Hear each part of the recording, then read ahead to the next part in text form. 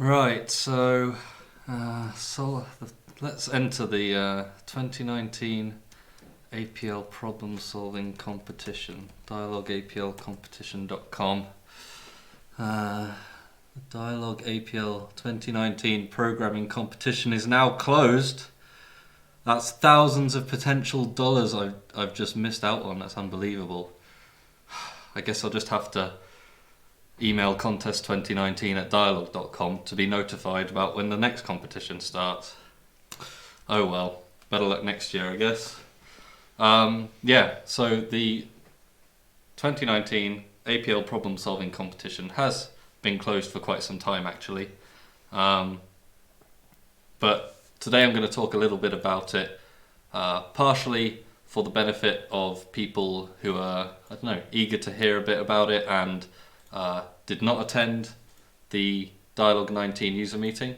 But then also in the second half, I'm going to be talking about a couple of submissions or little pieces of submissions, and using those to talk about some aspects of APL problem solving, some stuff specific to Dialog APL and some stuff that's a little bit more general problem solving approach type stuff. So first of all, I think what we owe are... this is what I'm going to talk about.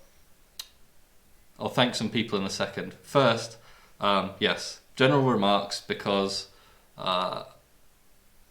even though we've had the user meeting and Brian Becker gave a presentation talking about lots of aspects of this year's competition, not everyone attended that, and so it's worth going over a couple of things again now before... over the next couple of months we'll be releasing videos from the user meeting, and you'll be able to see a lot more then. We'll talk about that in a second. And then secondly, a review of some submissions. And for the benefit of people who are watching in the future and have already seen Brian's user meeting presentation, I will, after this becomes a video on YouTube you can watch, put a timestamp in the description where you can sort of skip all the stuff that Brian will have already said in his presentation and just go to the part where I'm talking about submissions. But first of all, lots of people to thank. It is a big team effort, this competition. Takes a lot to get going, really. First of all, thanks to our sponsors, Fiserv, SimCorp, and some anonymous sponsors.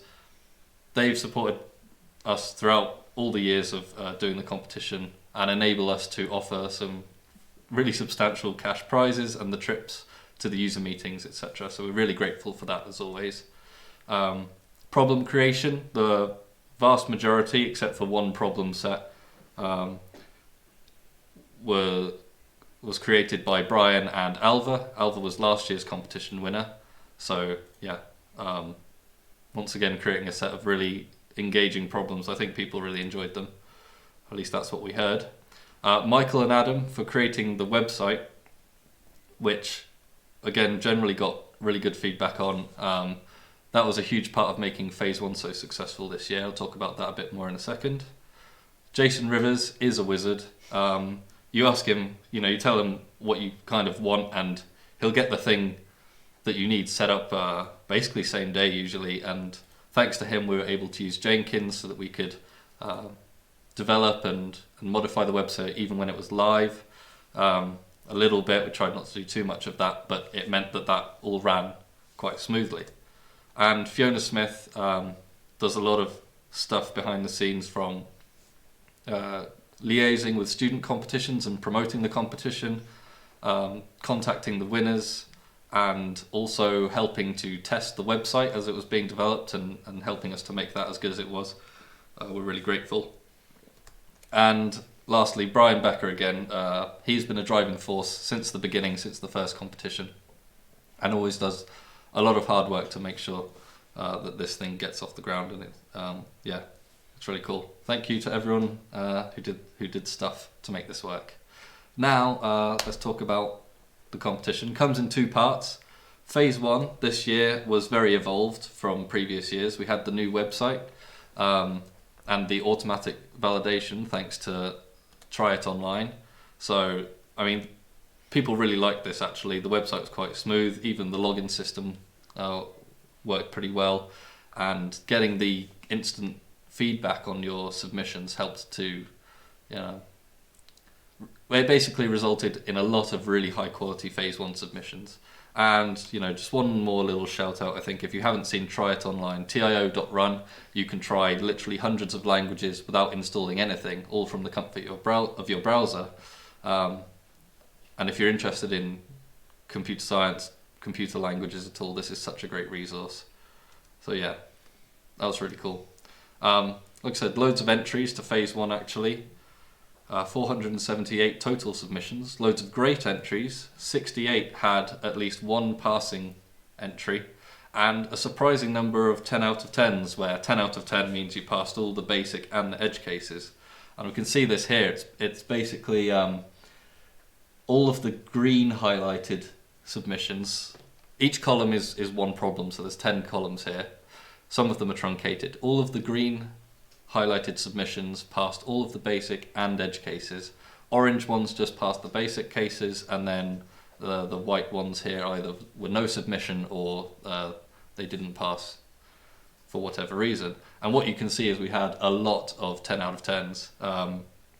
And interestingly, there's kind of fairly steep cutoff from people who got most of them, passing everything, and then a couple iffy bits, and then quickly dropping off to people who tried, did really well at the first two, and then for whatever reason decided not to continue.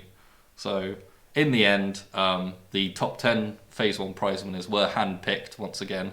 It ends up becoming some value judgments, somewhat subjective as to what we consider the best solutions. But yeah, the automatic validation definitely contributed to the all of these green boxes basically. So that was really good. Phase 1 solutions. First of all, you can still do it yourself if you're interested. The website dialogaplcompetition.com is still running. You can go on there and get the automatic feedback. I don't think you can register anymore, but you can test the solutions for each of the phase 1 problems. And also Roger Huey has written a blog post which will be probably published next week, where he goes through some example solutions to the problems and explains them in a little bit of detail. Phase 2, far fewer submissions, but this is very understandable. We ask quite a lot of the contestants, really. There's a lot you have to do to enter this competition, although the prize is pretty big. 19 of our phase 2 submissions qualified for prize consideration, and that means that they submitted complete solutions to one each of an easy, medium and hard difficulty problem set. So there was a lot of marking for us to do. It was 4 of us over the course of a week marking those so that we could announce the winners after the end of submission. So, well, we did it. Right. The winners have been announced. Okay, this is not the prize ceremony. This is not the winners announcement. It's been quite a long time since then, but if you want to see the full list of winners, that's available on dialog.com. I just want to say once again, congratulations to our top prizes. Third place, 14-year-old Douglas Patz from New York. He's entered the last couple of years, 2, 3 or 4 years, I think. Always really impressive to see someone so young sort of submit things at such a high level. Second place, Rasmus Presinth, I hope I'm pronouncing that okay enough, from Sweden, is actually one of Alva's friends, the competition winner last year. Did a little bit of recruiting, I see, and it paid off. I wonder if he's splitting the winnings, but not really. The first place non-student, Torsten Grust, it was really nice to meet you at the user meeting in September. Yeah, you had a lot of stuff that made me go, oh, that's cool, which is one of my marking criteria. And grand prize winner Jamin Wu, again, an absolute pleasure to meet, and ended up providing us with one of the highlights of the Dialog 19 user meeting. Torsten, you're looking forward to Roger's blog. That's good. It's pretty interesting. I've started editing, well, putting it on the WordPress now. But yeah, nice to know you're watching. Hello, this is a shout out to you. In terms of judging the winners, I'm not trying to bash the people who weren't Jamin, but basically this is what it looked like. We had, there was a lot of. It's quite difficult to judge the top submissions because they're all very high quality. So second, third, and third, and the top professional prize was quite difficult to judge. But honestly, it wasn't much of a contest for first. Jamin's was a cut above the rest for a couple of reasons. And well, really, anyone who wants to contest that idea can just look at his submission. This is it right here. This is the full .dialog file written as columns. This slide actually comes from his presentation, but I've adjusted the colors slightly. And what you can see, if you look at the green parts, and there's some blue and some red, all of those colored bits of text are the code that actually runs, and everything else is comments. So, ASCII diagrams, very thorough explanations of everything. We were really impressed by this. And then on top of that, they were good solutions, well thought out, and really good uses of APL as well. Really couldn't knock him, even though since then I think Jamin has said that there are parts of his solutions that now he knows he would have done slightly differently. I don't know. This was really, really impressive. So yeah, well done, Jamin. You can see the slides from his presentation already. There's a link, I think, in the description. I hope I've put it there. The video will be coming out at some point in the following months, but I'll give you a slight, little sneak peek. This was unfortunately difficult to see or impossible to see at the user meeting, but this is the whole of his submission. And then otherwise, he's just got some really nice sort of diagrams and explanations.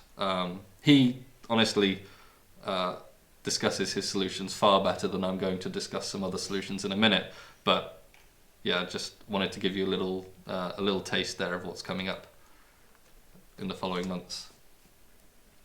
Phase 2 judging, yeah. Otherwise, like I said, it's basically it's kind of nitpicky, or it's kind of value judgments and saying, does this feel right? I've explained more of that in the introducing webinar, so I'm not going to be talking about how we ranked people. What I'm going to be talking about now are some particular submissions and a couple of aspects that I thought were worth noting, either for people who are new to APL, who are just, having a look at different bits of media now, trying to find out what this is all about, or people who entered the competition and want to have a look at other people's submissions, I guess. So I've got a demo file. Let's run this. The first problem I'm going to look at, can you read that okay? I hope so. Maybe I can make it a little bit bigger. Let's ease us in nicely with the Grille problem. So this was pretty straightforward. In fact, the reason I wanted to bring this up, two things. Firstly, I feel like this is a pretty quintessential array programming problem, actually. If I would use this problem to show people who are new to APL quite a lot, because the answer is in the problem description. Everyone knows the answer. It's a grid of letters that don't mean much until you slide the piece of paper with holes across, and the holes reveal the hidden message. So everyone's got in their head already the solution that you want. It's just a matter of how you translate that into the computer. And in this case, it's exceedingly straightforward. So we have a grid and we have a Grille, and you basically are just looking for elements of the grid where there are spaces in the Grille.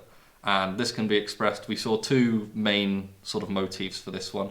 One is this square bracket indexing version. So you're doing the grid indexed by where the Grille is spaces, and that's nice and straightforward. And I think that one is pretty intuitive for people who might be new to array programming in APL. There are other ways of indexing, for example, in Dyalog, and it starts to get a little bit complicated if you try and teach those all at once, but people tend to actually understand square brackets quite well, I think, when they're first coming across APL, or if they've used MATLAB before or something. The second approach is this one where you flatten the matrices and then you get a Boolean vector and use that to compress the flattened grid.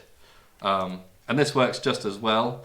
One thing I wanted to talk about here is we saw a lot of this for this particular problem, something that people who are new to APL do quite a lot. They're not quite used to the symbols and the kind of language nitpicky whatever things, the pedantries, you know, of APL. They'll use enlist when they mean to ravel quite a lot. So I know one person in particular who this gets on his nerves a little bit, but it's generally not a huge problem. In fact, I kind of suspect, although I should have confirmed this, whether for a flat array you end up doing the same code so it doesn't cost you anything. But in terms of, you know, what you're saying, it is kind of different. But then I sort of thought about it for a second and I thought, well, actually, in this case, what it means is you could have, I guess, some kind of nested grid in Grille. And in this case, the square bracket version, which hasn't picked the elements out, it gets a domain error, whereas the enlist version actually does work perfectly fine.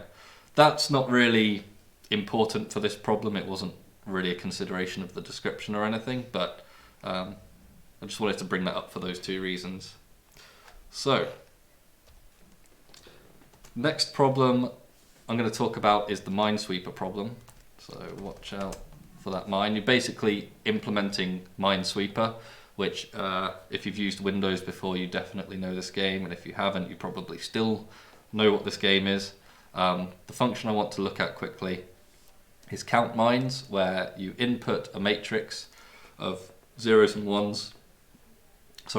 minus ones, where the minus ones correspond to mines, 0 otherwise, and you want to output a matrix where any non-mine cell has a number corresponding to the number of adjacent mines, right? So in the case of the top left, it gets a 3 because immediately adjacent are 3 mines. And in the case of down here, there's a 2 because immediately adjacent there are 2 mines. So that's how Minesweeper works.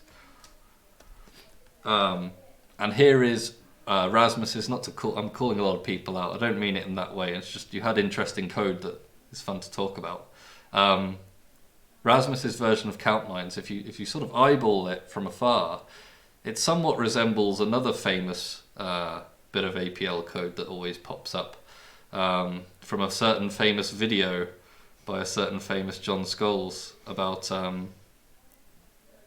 the game of life. And that's a similar kind of problem in that you're looking to calculate something about adjacent cells in a matrix. And so that's why you kind of see that reflected. I partially suspected this is kind of deliberate maybe.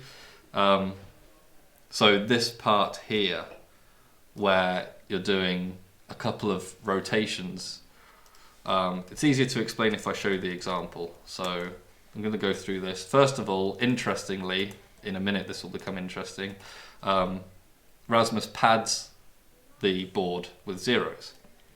Then we do let's do neg1 equals, because that ends up with ones where there are mines.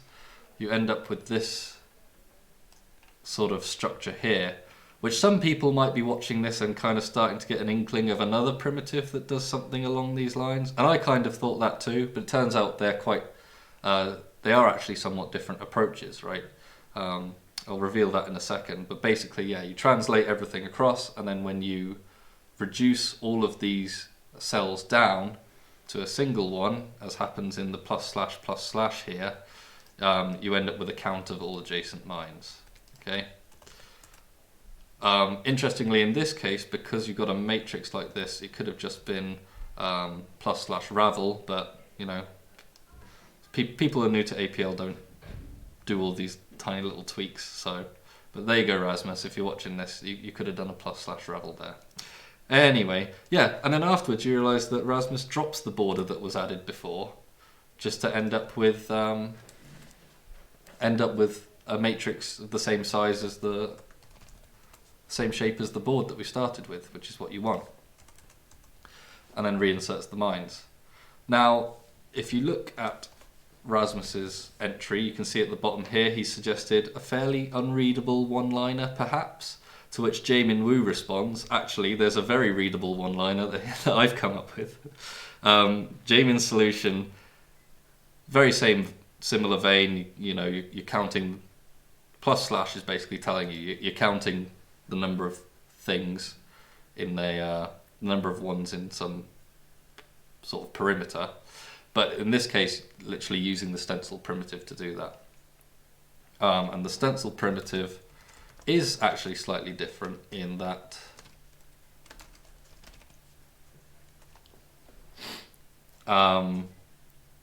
instead of sort of shuffling things to become adjacent and then collapsing them all down, here we are finding the sort of board perimeters of each. Let's show the board. You're taking each element in the matrix and then finding the surrounding elements where you pad with zeros at the edges. Notice how Rasmus already padded. And then you just sum up each of those.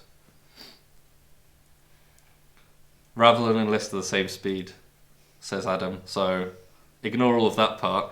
We'll put an annotation back in the YouTube video afterwards, completely wiping that out. Yeah, so even though they have kind of similar for flat arrays, that's kind of what I said. All right, anyway, what I tried to say.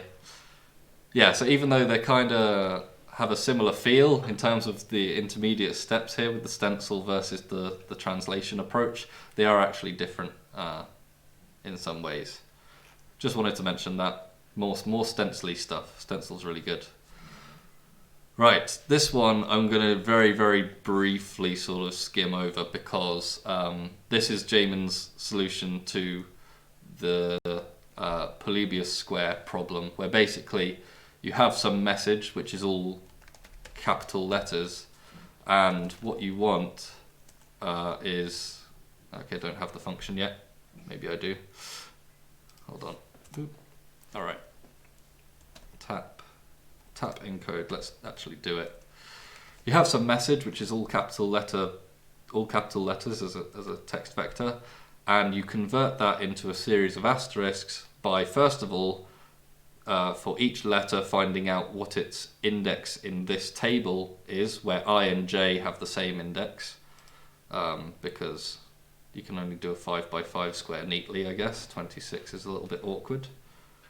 We could have made like a 2x3. Anyway, it doesn't matter. And then you convert those indices into pairs of stars. So in this case, we've got M at 3, 2, and we have S at 4, 3, and we have G at 2, 2. Right? Straightforward enough. One thing that I saw in a couple of solutions that was really clever was this use of encode here. So you had a lot of people doing this type of approach where you have some alphabet, maybe it's quad A or maybe it's some, well actually quad A without J basically, as you can see here. You've got A to Z except for J, because J's get consumed in this encoding process, or rather destroyed. So yeah, you're indexing into a flat alphabet, and then to turn that into these indices, we saw a lot of examples here where people used either 0.5 encode or 5.5 encode, and that turned them into these indices in the 5x5 grid. I thought that was really neat. The only difference here being that a 5.5 constrains you to a 5x5 grid, and you wrap back around to 0 at the end, whereas 0.5 you keep adding numbers to the top row. I've just had a message that Stencil is also heavily optimized for certain operations, such as apparently plus slash comma omega. I'm guessing. Let's have a look at, for example, the exact thing we're trying to do, right? Probably want the absolute value in that case. Well, people, you could have had, this is pretty close to what Jamin did actually. So yeah, that would be a good solution and fast, I guess, for giant Minesweeper boards. Anyway, back to the encoding. The only thing, I'm going to rattle through this.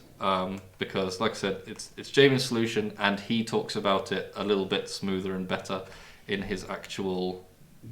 Oh, I've gone a bit far. We'll come back to that. I don't know how I'm going to do that. Doesn't matter. In his actual talk. But basically, the cool thing that Jamin did with the encoding was he realized that he could make an invertible function for encoding and decoding. And that's what you see here, where TapDecode is basically the inverse of these two functions with a parsing function on the end. And the parsing and the rendering is just to deal with the final form, the asterisks, basically. But otherwise, in terms of converting letters to numbers and then numbers back to letters, these are completely invertible functions. So the way this works, a slightly more simplified version of this exact sort of approach is, say we want to encode a message by its location in the alphabet. So index of message in quad A. Turns out what we can do is do index of power -1 of those indices and get back our message. So you want, in that case, you want the absolute value outside the operand. I'm going back and forth now. Right. Last point about the mines. Where was that? It's gone now. Oh, I should have put, oh, because it does the stenciling and then, okay, whereas it would have been cheaper to... The comment is, in that case, you want the absolute value outside the operand, right? And I get that now, because it would be cheaper to do the absolute value first. Okay, very good stuff. Back to invertible indexing. Normal indexing isn't invertible. If you use index of, you essentially have stolen an indexing function that can be inverted using power -1, and that's really cool. That's all I wanted to say about that, really. And in the interest of time, I'm going to move on. So, the next problem I wanted to talk about was the merging problem. I think it's a medium problem set 3. Right? Basically, you had, once you input the data, which was a bunch of metrics, different values of different things for different countries. So in this case, the life expectancy, gross domestic product, and something about education. I'm not exactly sure. Is it the number of kids in school per capita? Doesn't make any sense. I'm not sure about the details because I haven't reviewed them right now. I can't remember what. There were a bunch of other metrics like death rate as well. And really the meat of this problem was to create a function called merge that would take one of these each on the left and right, and stitch them together so that there was one list of countries, one column of countries on the left and 2 of the metrics in the other 2 columns. In fact, yeah, go on, I'm just going to have to show you this. Life, merge. I've got 2 versions of merge in my workspace right now, and I'll tell you why in a second. But say you want to merge life and GDP and not show the whole thing. Can you see what happens here? I hope so. Life, GDP. There's 2 matrices like this. They get merged into one matrix. The main challenge, I guess, really was the fact that each of these matrices might have a different number of rows, and one would have countries in that the other, other matrix didn't have, and vice versa. And so really you were filling, you had to put blanks in appropriate places where there was missing data, and make sure that the correct values lined up for the corresponding countries. That was the meat of it. The reason I'm bringing this problem up is one specific example of the thing we refer to as generality, right? In our criteria, we've described this a few times on the competition website and in my previous webinar about this year's competition. You do get extra, marked. You do get marked slightly higher if you've gone above and beyond in terms of how your function works and how it applies. And one of the parts of this problem was that your merge function, and I've got merge S for merge specific or simple or something, had to work with reduction on a list of these matrices so that you could just list them all up and then combine them together in one fell swoop like this, which is really neat. And anyone who knows what a reduction is obviously knows that that really just means sticking the function in between each of the elements in a row in the basic reduction case. And people also know that what this really means is that first of all we're doing a merge in this case of population and GDP, and then we're going to take that and do a merge with life. Now the issue that has been solved by one particular contestant is that some people's submissions weren't symmetric. If you did the first merge on the left hand side, or you had multiple metrics on the left hand side, then often you get like a length error like this. But Rasmus actually created a version which is slightly more general and will take multiple metrics on the left or the right. So we can see that his one works. In fact, we can use the other merge as the initial merge anyway between any two. But that was just kind of neat. There's only one other thing I want to really briefly mention, I suppose, before going on to the last thing. So here's our first merge, okay, and now we've got the second merge, the general one, with, if I take each alpha omega, a pre-merged alpha and a yet-to-be-merged omega, basically. So yeah, Rasmus made his symmetric, really cool. The basic gist of it is keep the countries, which is the first column, keep the values somewhere else as the second column. That's this bit, collect them up. Find which ones are missing, literally just using without in this case on nested vectors. Or simple vectors in certain cases with the values. There's some predefined functions. Add these things together, or sort of. This is sort of the meat of it. I'm not really actually going to go into details about this part. This is actually the meat, which is fitting the correct values in the correct places. But the one thing that I wanted to show that ended up being kind of neat was constructing the final format of the finished matrix is just a single catenation with a key on it. So say we had countries called A, B, and C, and they turn up multiple times in the ultimate in this list. If we do alpha omega key and then some values, I think there's 6 of those, then it matches up the values with their correct countries and does it automatically. And then the only difference in terms of making this final format is instead of stranding alpha and omega together, we just catenate them and we get something like this. And what Rasmus has done has turned that into a tacit version and do the exact same thing. I just thought that was kind of neat. But yeah, well done, Rasmus. You have given me lots of content for today's webinar, and that's not going to end just yet, because the last problem I wanted to discuss for the hopefully last 5 or 10 minutes is the Boggle problem. So this was implementing a Boggle solver. So mind boggling. Here we go. Let's zoom into this a little bit just so I can explain what it has to do. You've got a list of, you've got a matrix of these letters, or they could be QU as well, not just single letters because of English. Doesn't matter.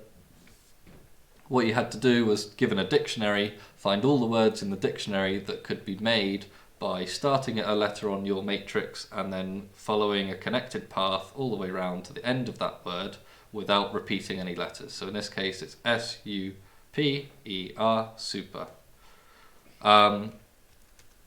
Oops, what did I want to talk about in here? Oh yes. So yeah, we used SOPODs, some standard Scrabbly dictionary, I think. What I wanted to talk about were two particular submissions. One again was Rasmus, and one was Torsten's solution actually, because they take kind of almost fundamentally different approaches, almost, to the problem in a sense, and you end up with a kind of interesting result in terms of their relative performance. So Torsten's is obviously better, as we're seeing right here, right? It's faster, therefore it's better, but it's not generally faster, right? Here it's still faster for this large matrix, but you can see Rasmus catching up as the board gets bigger.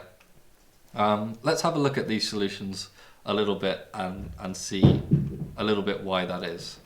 So we'll start with Torsten's submission here. Find words is the function with that does all of this, right? It's finding the words in the Boggle board, or from the dictionary that are on the Boggle board, findable on the Boggle board. Torsten's approach is a bit of a find all the words that might be on the board, find the set of find the path that you would have to take, and instead of being a list of 2D matrices, I think did both people do this? No, they didn't actually. So that there's one potential optimization for Rasmus there is to flatten your board before you do the traversal. But anyway, Torsten flattens the board out and then finds the indices of the board sort of faces, the board letters, characters, that would be required to go from the beginning of a word all the way to the end of a word. So those are these paths constructed by this function. And then for each of those paths asks, are they traversable? And in this case, using a construct which, frankly, I don't fully grasp, but I've seen it in a lot of sort of traversal problems in APL, is this transitive closure construct from an adjacency matrix. And it seems to ask, thank God for these comments, can we traverse the graph along the path? And when you get down to it, this line is the is where the function is called. Functions are called basically. Construct the paths for each of the words, and then find out. Basically, I think it returns a Boolean array, a Boolean vector where ones indicate paths that were traversable. So yeah, pretty neat, and I love seeing this thing come up. I will learn how to use it myself one day. That's cool. But why? How is Rasmus's different? With Rasmus's solution, it seems to be something more along the lines of starting at a given letter and then asking if the next letter along in that word is a valid place to move on the Boggle board, and that's this valid next function here. And then there's a bunch of other stuff here, basically building up the function to step through words.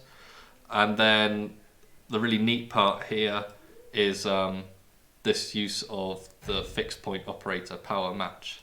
So actually I will have a little go through that a second. So I'm going to do Rasmus's find words function on a it's a Boggle board I've constructed that has few words, right? So if we look, this is the Boggle board. There are very few words. We'll see just how many in a second.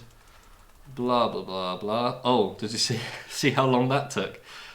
Filtering the candidate words often is a huge portion, and is one of the biggest optimizations actually. We saw that in quite a lot of places, which is saying I've got a word list. If words have no letters on the board, there's no point in checking them, so get rid of those. That was pretty common and a good optimization. All right, here, this part. So we've got a candidate word list now. It's been filtered for words which have no letters on the board. So if you look at SOPODs, it's 268,000 words, and it's been filtered down to 183 candidates. If we look at this part, instead of doing power match, I'm going to do one step at a time. So we've got a whole list of candidate words. In the first step, we get this structure where the first element here contains nothing because none of the words have been sort of found yet. And then otherwise, it's a list of the candidate words with next to them the position on the Boggle board. Right, so this is the position of U on the Boggle board, and then the position of Y, the position of M on the Boggle board. And that's what we end up with after one step. If we do this again, now we see some of the words have been completed. On the left here, this first element is a list of the paths for words that have been found. These are all the two-letter words. And then on the right, we have the words that are remaining and their paths so far. We do a third step, and we can see that the list of completed words has gone right up, and there's only 3 words left to finish, if they are finishable at all. And in the fourth step, we have just a bunch of paths, and there are no words remaining. And any number of steps after that is going to return that exact same array, which is why we used the fixed point operator here, the power match, has been used, because you end up doing the same, getting the same result over and over, and we can terminate the computation at that point using power match. So I thought that was a really neat implementation.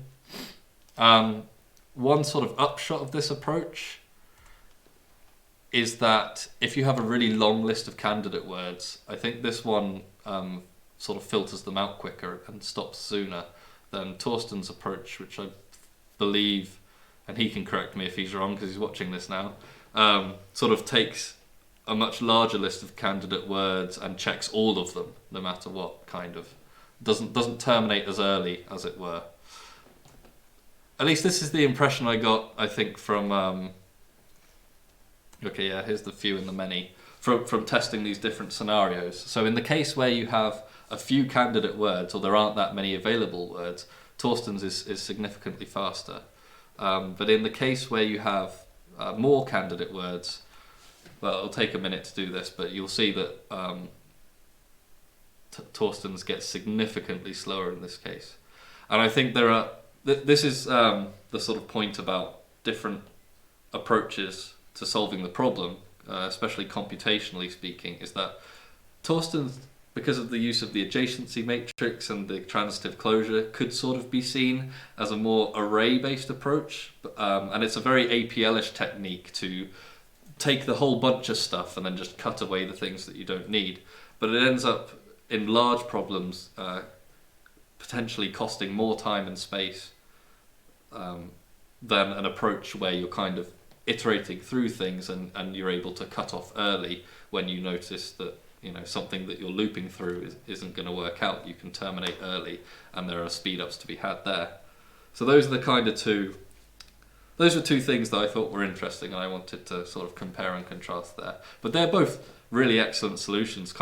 They're really on par in terms of being solutions that we're judging, right, for the sake of the competition. They just had some little differences, in the end result of how they could be used. I mean, I initially took this to sort of mean maybe, okay, Rasmus's is just better then, right? It's faster. But it was pointed out to me that, well, in some cases you might want to do lots of computations. You might want to do computations on lots of small problems. And sometimes you might want to do a computation on one big problem. So maybe the best solution is to have both of these implemented and just choose one. And Torsten has just informed me that... I see. There is a comment here about a potential... I'm going to find it. I'm looking at the wrong one. You know what? I did read this. I've just completely... Yes, there's a to-do. Torsten's already thought of this. Inline traversable check into paths, an optimization to do, and well done to Rasmus, Torsten says. So it's all friendly competition here. Yeah, that's basically all I wanted to talk about in terms of some specific problems. The 2020 APL Problem Solving Competition is coming up. No fixed date right now. Spring 2020 is definitely when it will be, though. If you want to be notified of when that, any information when that's happening, how to enter, etc., just drop an email to contest2019@dialog.com and we'll add you to our mailing list for that. Also contact us if you have problem domains you'd like to see problems in a specific, area. I'm doing this, some kind of, I don't know, evolutionary biology. You want more DNA sequence problems, we can do that. Or if you're doing business and finance and you want something related to that, problem domain suggestions, or even specific problems, we're happy to take suggestions. It's quite a lot of work coming up with these problems. Almost more work than solving them, but possibly not. And yeah, if you want to be notified of details. Right now, as you hopefully heard at the beginning, we have a new Dyalog jingle. I'm going to play the Dyalog jingle for a minute for your entertainment, and also just so I can have time for more questions.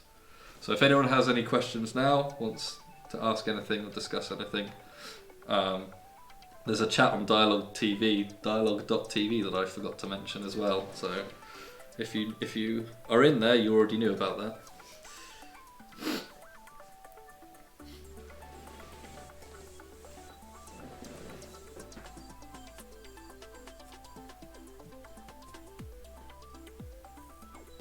I can't hear the song, so I don't even know if I'm in time.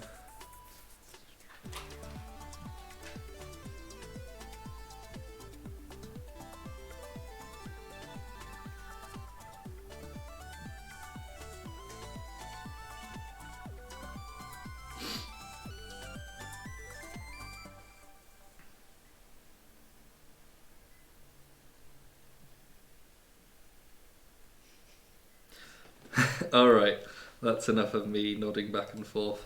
Yeah, everyone who's wanted to say anything has already said it. So my point about having a time stamp for people watching in the future who could then skip. No, I think most of the comments came during that segment anyway, so that remains. Torsten's had a blast. Thank you, Torsten, and thank you for entering the contest and coming to the user meeting. Yeah, it's always great to spread the APL gospel, as we sometimes have started saying. I just want to let you know that the next webinar will be on Thursday the 21st of November. Chris Hughes from MJH Software Limited will be coming to Dyalog to present to you the state of QWC.